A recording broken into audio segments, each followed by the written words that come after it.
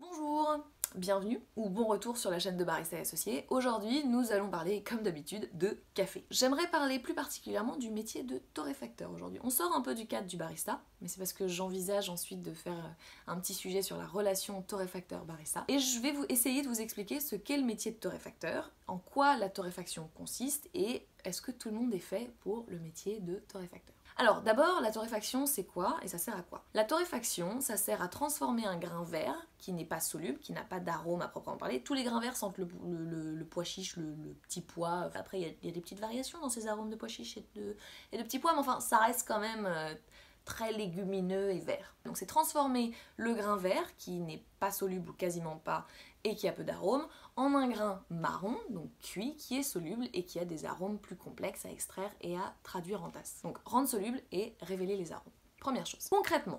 Concrètement, quand on torréfie, on fait quoi? Alors, il y a plein de petites choses autour du métier de torréfacteur, c'est-à-dire vérifier le stockage de ces grains, s'assurer qu'ils sont conservés dans des conditions d'humidité et de température constantes et raisonnables. Plusieurs étapes. La première, il faut faire chauffer son torréfacteur. Il faut le faire chauffer jusqu'à ce qu'il atteigne une espèce d'équilibre de température. C'est-à-dire qu'un torréfacteur froid, qui n'est pas allumé, c'est froid. Quand vous le mettez en route, il va commencer à chauffer et la chaleur dégagée par les brûleurs va commencer par être absorbée par les parois du torréfacteur et par toute la machine. Si vous commencez à torréfier au bout de, mettons, une demi-heure, le torréfacteur n'a pas atteint son pic de température et donc du coup, les grains que vous torréfiez ne vont pas cuire à la même vitesse que les grains que vous allez torréfier 2 heures plus tard. Parce que le torréfacteur n'est pas encore assez chaud, les grains vont cuire de façon plus lente que 2 heures plus tard.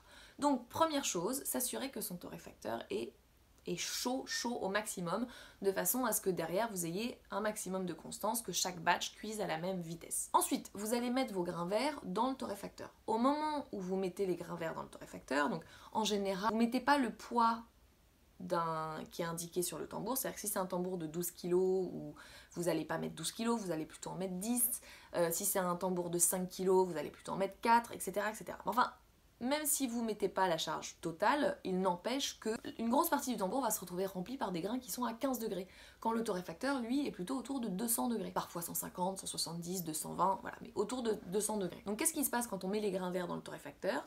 On a une chute de température. Et ça, on le sait parce que aujourd'hui, on torréfie avec plein de sondes de température qui sont un peu partout dans le torréfacteur. On a un contrôle sur les brûleurs qu'on maîtrise par ordinateur et sur le ventilateur qui va extraire l'air du torréfacteur. Voilà. D'ailleurs, je parlais avec un torréfacteur qui est torréfacteur de père en fils et qui m'expliquait qu'avant, il formait ces torréfacteurs avec les sens humains, à l'expérience, voilà, on apprend à distinguer à la vue où en est le grain, aux arômes, à l'oreille. Il m'expliquait que là, il a tout automatisé. Et il s'est rendu compte qu'un torréfacteur qu'il a formé pendant 15 jours avec un système automatisé va être plus constant qu'un torréfacteur qui a été entraîné pendant 1 an avec tous ses sens. Et 15 jours, 1 an, enfin il n'y a pas photo. Pour avoir de la constance, c'est bien d'avoir un ordi. Vous êtes un peu fatigué, vous n'allez pas voir de la même façon, vous n'allez pas sentir de la même façon, vous avez un petit rhume, ou alors la lumière change, voilà. Les sens humains, c'est un indice dont il faut se servir, mais c'est pas ce sur quoi il faut se baser. Si on cherche à être constant et à reproduire les mêmes profils en torréfiant les batchs d'un même grain. Voilà. Donc, bref, torréfacteur avec plein de sondes, on contrôle et on voit, parce qu'on a une courbe, on a un logiciel qui nous indique des courbes de torréfaction, donc les courbes de chaleur du grain, courbes de chaleur de l'air du tambour, courbes de puissance des brûleurs, courbes de puissance du ventilateur, courbes de l'évolution de la température par rapport au temps. Est-ce que la température évolue à 15 degrés par minute, ou est-ce que c'est plutôt 5 degrés par minute, ou est-ce que c'est moins 5 degrés par minute? Ça, c'est une courbe qui est très importante pour le torréfacteur. Donc, on met les grains dans notre torréfacteur et on a la température du tambour qui chute, forcément. Vous remplissez un torréfacteur à 200 degrés de grains à 15 degrés, il va y avoir une compensation. Donc la courbe chute jusqu'à ce que la température se stabilise et qu'elle recommence à monter. Et là donc on voit la courbe qui commence à remonter. On a un turning point. Ensuite, on va avoir une autre évolution. Au fur et à mesure que la température évolue, on va avoir la réaction de Maillard et la caramélisation, qui sont 2 réactions différentes. Certaines personnes vous diront que ce sont les mêmes choses.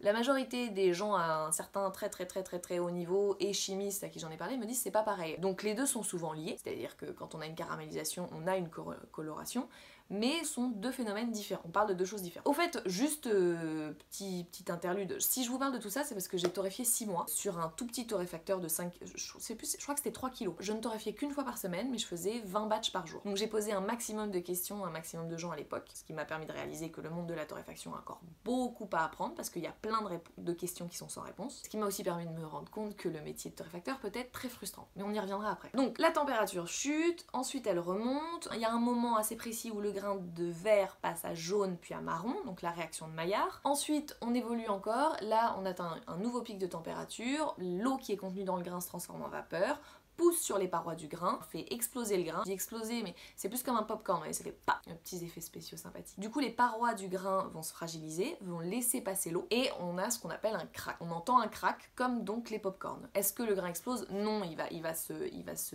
détendre un peu, il va grossir légèrement, mais ça sera pas aussi phénoménal que sur un popcorn. Et ensuite, dernière étape, la sortie du grain du torréfacteur. Qu'est-ce que fait le torréfacteur pendant tout ça? Donc le torréfacteur est sur son ordinateur à contrôler chaque variable, il contrôle que la température des grains évolue comme il l'avait prévu. Il a en arrière-plan, il a la courbe du profil qu'il a choisi. Il contrôle il contrôle les brûleurs s'il doit jamais les adapter. Il contrôle la courbe de rate of rise, le ROR, donc la courbe d'évolution de la température. La température des grains doit toujours être en évolution et doit toujours être en train de monter. Si la température des grains descend, ça veut dire qu'au lieu d'absorber la chaleur du tambour, c'est le tambour qui va absorber la chaleur des grains. C'est-à-dire que la chaleur va sortir du grain au lieu de rentrer. Et ça change la transformation des arômes. Donc ça, on veut pas. C'est valable aussi quand l'évolution de la température stagne. Donc elle reste à, mettons, 197 degrés pendant plusieurs secondes.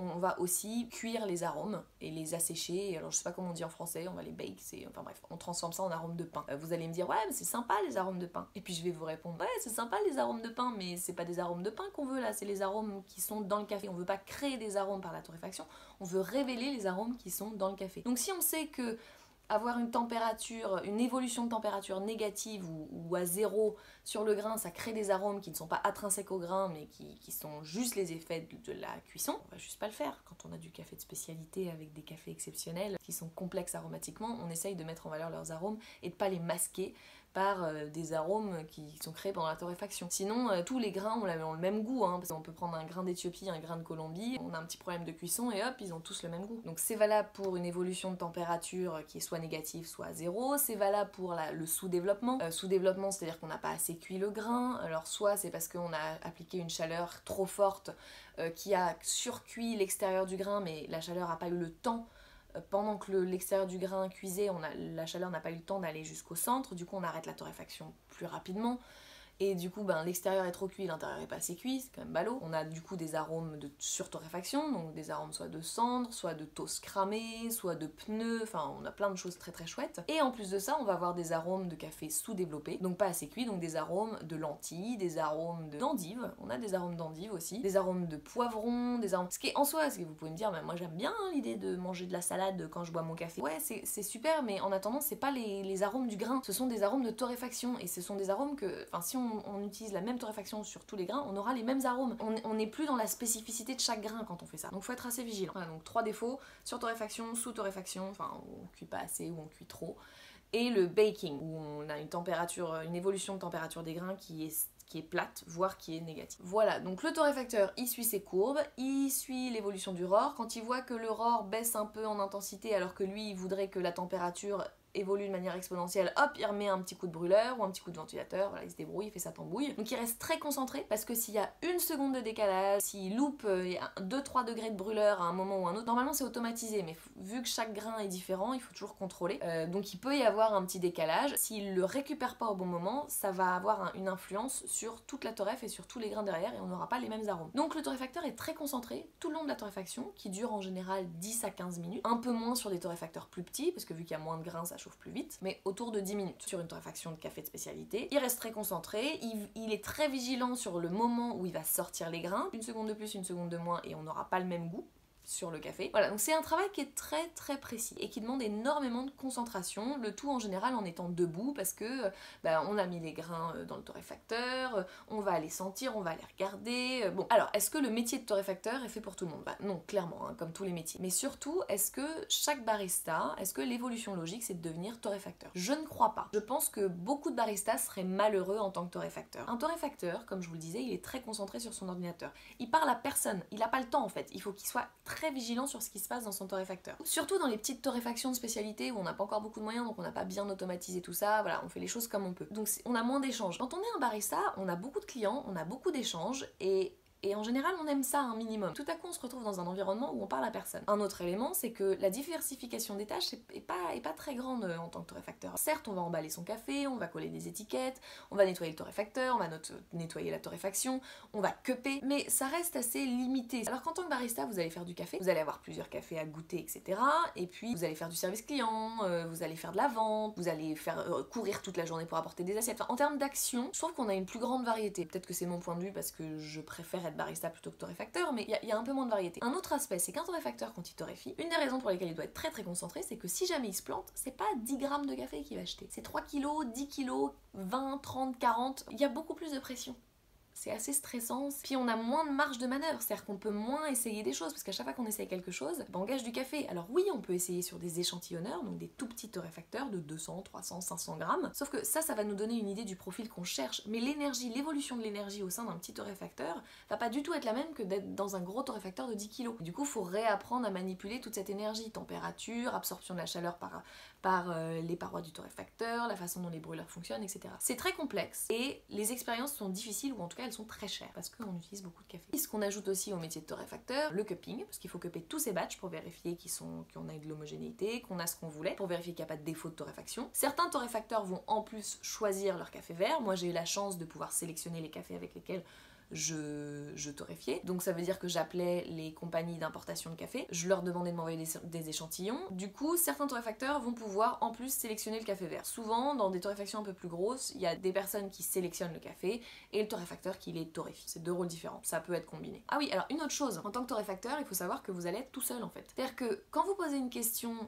à un torréfacteur expérimenté, si vous lui dites voilà, moi j'ai fait ça, j'ai tel problème, il va vous donner des pistes de réflexion, mais il pourra jamais vous répondre complètement et il vous dira en fait, je peux te dire ce que moi je fais sur les torréfacteurs avec lesquels j'ai travaillé, dans les environnements dans lesquels j'ai travaillé, mais en fonction de la marque du torréfacteur, en fonction du poids de chaque batch, en fonction de l'humidité, de la température du lieu, en fonction de l'état de conservation des grains, en fonction du type de grain utilisé, en fonction de tout ça, la torréfaction va pas être la même et va pas être menée de la même façon. Il n'y a pas de règle encore. Et comme on comprend pas bien ce qui se passe au sein de la torréfaction, parce qu'il y a tellement de grains qui sont torréfiés en même temps qu'il faudrait examiner ce qui se passe au sein de chaque grain, que du coup on est un peu livré à soi-même et il y a encore quand même une grosse part empirique dans le métier de torréfacteur. Ce qui personnellement je trouvais très frustrant, parce que j'aime avoir des réponses aux questions que je pose et là je me rendais compte que ça allait être uniquement goûter les cafés et expérimenter et fonctionner à l'instinct en fait. Faire à l'instinct ça va, mais on apprend moins vite à l'instinct que quand on a des réponses concrètes. Et j'aime quand ça va vite à ce niveau-là. Conseil que moi on m'a pas dit, c'est qu'il faut cupper en fait. Faut cupper tout ce que vous faites, il faut cupper tout le temps, faut cupper tous les produits que vous recevez, faut les cupper, parce que c'est votre seul outil sur lequel vous pouvez vous baser, vraiment. Alors il y a l'ordinateur, mais il y a aussi votre palais. Et vous cuppez pas pour détecter ce qu'il y a de bon, alors aussi, mais pas autant qu'en tant que barista, vous cuppez pour goûter les défauts. Vous allez essayer de détecter les défauts. Et moi, c'est quelque chose qui me manquait, parce qu'en tant que barista, on va chercher à toujours viser le meilleur. Normalement, on a un café qui a le moins de défauts possible, en café de spécialité. Donc du coup, on a entraîné notre palais à goûter ce qui est bon et comment améliorer ce qui est bon, comment le mettre en avant. En tant que torréfacteur, on va essayer de limiter les défauts, repérer les défauts du grain vert pour pas l'acheter, et ensuite repérer les défauts de torréfaction pour les améliorer derrière. Et ça c'est compliqué. Connaître les défauts de torréfaction, c'est quelque chose qui... faut cupper avec des torréfacteurs plus expérimentés. Vraiment, et c'est valable pour le barista aussi, hein. Cupper. Votre palais, c'est votre outil principal. Il faut cupper. Je pense que si j'avais souhaité qu'on me dise quelque chose quand j'ai commencé à torréfier, c'est ça. Alban, il faut que tu cuppes énormément. Plus tu cupperas, et plus tu seras capable de déterminer ce qui fonctionne pas, et plus vite tu évolueras. Je m'en suis rendu compte à mi-chemin, je pense. Bon, Je pense que c'est l'heure de terminer cette vidéo. Merci beaucoup d'avoir regardé jusqu'au bout. J'espère qu'elle vous aura éclairé si vous êtes intéressé par le métier de torréfacteur ou si vous commencez en tant que torréfacteur ou si vous êtes juste curieux. Si vous avez des questions, si vous avez besoin de précision, je sais que je parle vite, je prépare pas mes vidéos, donc je fais au fil de la discussion, je donne des éléments au fil des paroles. Si vous avez besoin de précision, s'il y a quelque chose que vous n'avez pas compris, il n'y a pas de questions bêtes, vous les posez en commentaire et je vous répondrai au plus vite. Merci d'avoir regardé jusqu'au bout et je vous dis à très vite. Au revoir.